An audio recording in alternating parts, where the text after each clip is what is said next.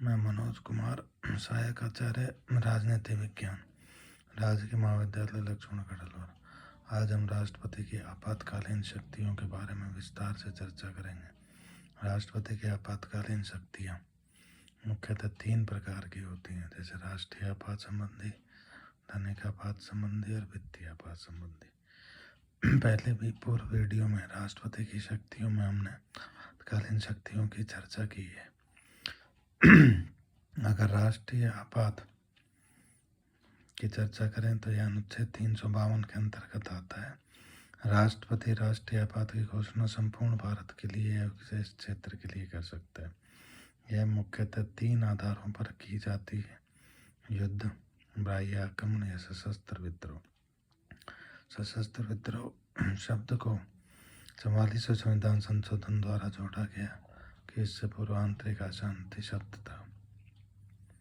राष्ट्रीय आपात लगाने की प्रक्रिया 44वें संविधान संशोधन के बाद अब इस प्रकार है।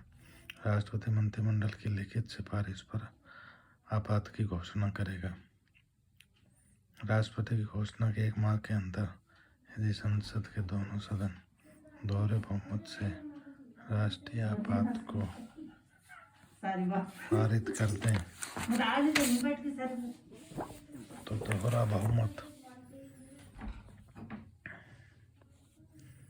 तो एक बार घोषणा संसद द्वारा एक बार घोषणा के 1 माह पारित हो 6 माह तक आपात की घोषणा का प्रभाव बना रहता है। पुनः पारित करके इसकी अवधि को और बढ़ा सकती है। इसकी अवधि की कोई निश्चित सीमा नहीं है। इसके घोषणा का प्रभाव कहते हैं पड़ता है कि मौलिक अधिकारों का प्रभाव कहते हैं तो इसके अंतर्गत युद्ध व बाह्य आक्रमण के अंतर्गत 19 में दिए गए सभी मौलिक अधिकार निलंबित हो जाते हैं। सशस्त्र विद्रोह की स्थिति में मौलिक अधिकारों का निलंबन नहीं होता।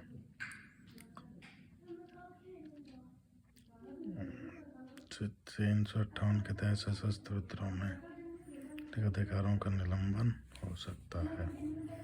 359 युद्ध के समय अनुच्छेद 20-21 को छोड़कर अन्य अधिकारों का निलंबन हो सकता है।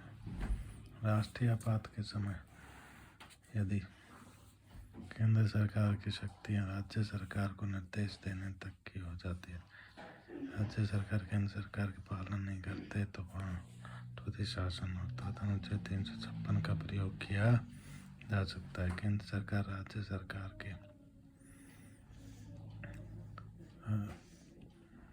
राजस्व अनुदान में भी कटौती कर सकती है। संसद राष्ट्रीय आपात के समय लोकसभा के कार्यकाल में वृद्धि कर सकती है। इसको हटाने की अगर प्रक्रिया को देखा जाए, राष्ट्रीय आपात को हटाने की 2 प्रमुख प्रक्रियाएं हैं। राष्ट्रपति की घोषणा हटाया जा सकता है यदि लोकसभा के 1/10 सदस्य आपात के समय अति से विशेष अधिवेशन बुलाने की कहें तो राष्ट्रपति को 14 दिन के अंदर बुलाना होगा। यदि विशेष अधिवेशन लोकसभा हटाने की घोषणा करते तो राष्ट्रीय आपात उसी दिन से हटा हुआ माना जाएगा। लोकसभा भंग की स्थिति में को देखें को केवल राज्यसभा में पारित करवाना होगा। साथ में यह भी बात देता है कि जैसे लोकसभा के गठन को पारित करवाना आवश्यक है।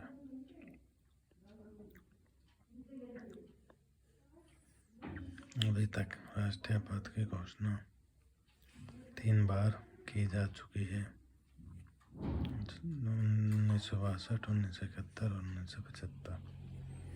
इसके पश्चात अगला आपात संबंधी प्रावधान अनुच्छेद 356 है, जिसे शासन राज्य संवैधानिक आपात भी कहा जाता है। शासन किसी भी राज्य में तब लगा जाता है जब उसे समाधान हो जाए कि राज्य की सरकार संविधान के अपन बंधों के अनुरूप यह समाधान किसी भी माध्यम से हो सकता है कि वह राज्य की रिपोर्ट से ही हो। 355 बंधा की संघ सरकार बाह्य आक्रमण से रक्षा करेगी। ऐसे समय केंद्र सरकार के निर्देशों का पालन करेगी।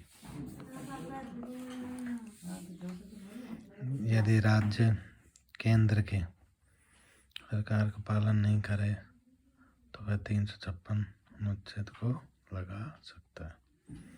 356 को लगाने की प्रक्रिया को अगर देखा जाए तो अनुच्छेद 356 की घोषणा को 2 माह के अंतर्गत संसद के दोनों सदनों में दोहरे बहुमत से पारित कराना आवश्यक है।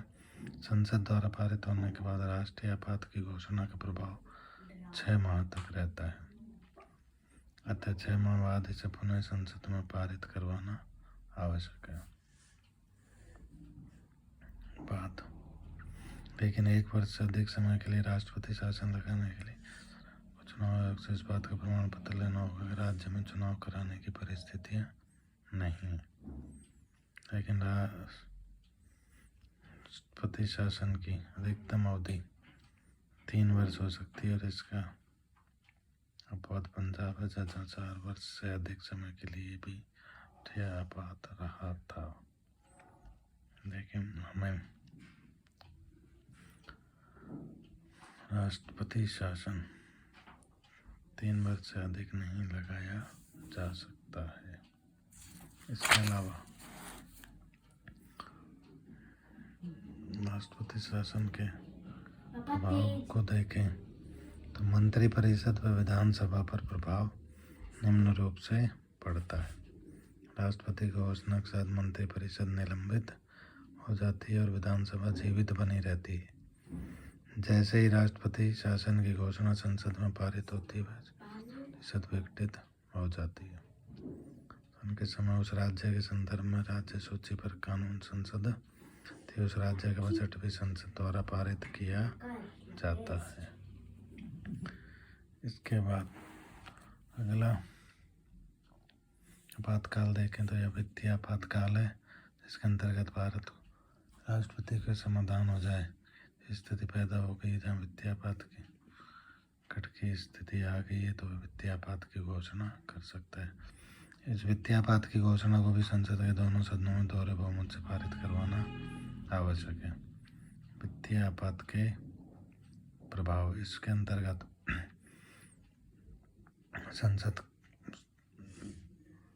केंद्र सरकार अपने सभी कर्मचारियों के वेतन में कटौती कर सकती है, करों की दर में वृद्धि कर सकती है, लेकिन अभी तक इस प्रकार की स्थिति पैदा नहीं हुई है। इस प्रकार राष्ट्रपति की आपातकालीन शक्तियाँ के रूप से 352, 356, 360 के रूप में छेद में दिखाई देती